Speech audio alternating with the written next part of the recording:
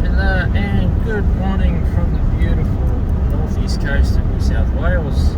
I've just come out of Coffs Harbour, northbound, over to Brisbane and northwards. I am not stopping in Brisbane since there is a lockdown there as well. It's a very beautiful drive, quite lush and green. I highly recommend it if anyone ever gets a chance.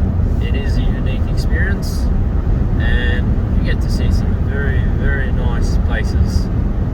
Anyhow, let's talk about world economics. If anyone hasn't been keeping up with what's going on overseas, in America mainly, and the world, I highly recommend you pay attention, because the events that are going on is going to shape the future of humanity for centuries, and I am not exaggerating at all. So what's happened in America is, despite, other than the trillions and trillions of dollars that have been printed throughout the course of this pandemic, caused by China, I'll try to be politically neutral. It has caused the currency of not only America but the rest of the world's currencies to dilute, because American currency is the reserve currency of the world. Therefore, it always has a trickle-down effect on other currencies around the world. If the US dollar falls, the whole economic system falls. Now, other than the trillions printed, America is just going through the expiration date of the rental deferrals, which, for those of you who don't know what that is, at the start of the pandemic, because everyone was losing their jobs, the government came in and mandated that all landlords had to, or rather could not, kick anyone out of their houses if they couldn't meet rental payments, and they had to be deferred to later on when the so-called recovery kicks in. In Australia, we had something very similar. The government mandated the banks that they could not take away anyone's houses or put anyone through a default if they had a mortgage going on. Now, the other thing is, America's just reaching its debt ceiling, which, again, if you don't know, it is a ceiling, a limit on how much debt American government can take out in a year. Now, it's kind of a paper ceiling, because it keeps getting pushed up and up and up the more debt they need. And so they're reaching that limit, which means they're going to have to extend that ceiling again. The reason this is also very significant is that America's main expenses over the past couple of decades has been the wars that they've been involved in, namely Iraq and Afghanistan. And to stay completely politically neutral, I'll only focus on the economics of it, and that is that pretty much for any government, the most expensive venture that they can get involved in is a war. And the Iraq and Afghanistan war is no different. It completely, utterly destroyed the US government's budget. It just chopped into it like no tomorrow, and that happens with any government that gets involved in a war. Now, what's very unique and significant now is that they aren't really involved in those wars anymore. Yes, they're still involved in those countries, but they're not fighting that war actively anymore.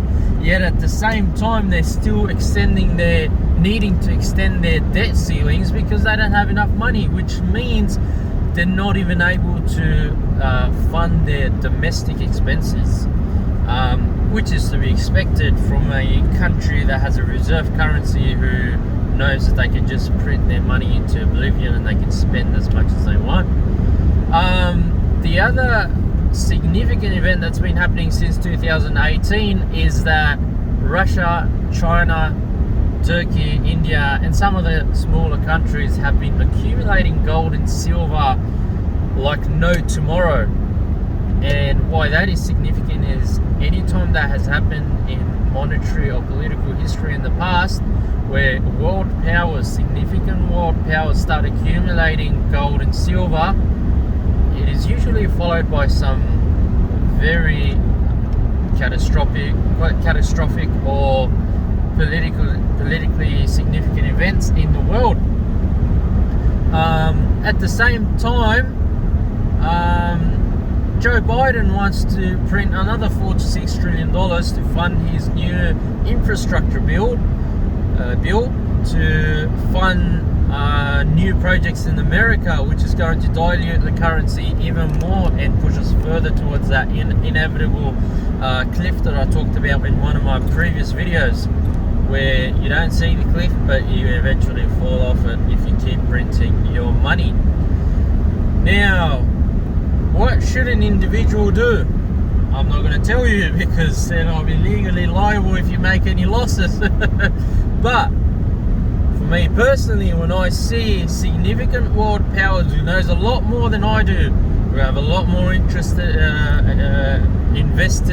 than I do, like Russia, like China, when I see what they're doing, I am inclined to follow what they are doing. They are accumulating gold and silver because they are anticipating something major to go down. Now, with regards to monetary history, usually monetary history, especially in a fiat currency system, goes through roughly 70-75 year cycles. Every 70-75 years there's a major monetary policy change and something different comes in, like the petrodollar system, like when they got rid of the gold-backed US dollar, and then pretty much the dollar became a paper-backed system, not gold-backed system.